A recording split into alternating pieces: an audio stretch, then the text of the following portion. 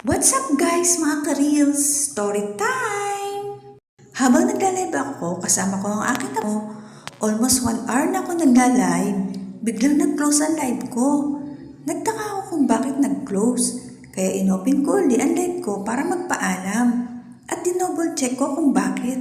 Kaya pala nagkaroon ako ng copyright content in my video habang nagla-live ako.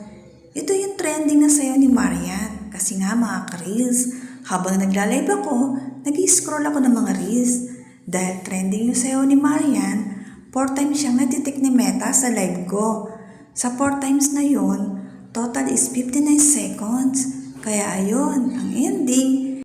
Idinilit ko na lang yung live video ko. Kesa naman magkaroon ako ng violation kay Meta. Kaya mga ka-reels, lesson learned sa akin kung magla-live uli ako, hindi na ako mag-scroll ng mga reels na may music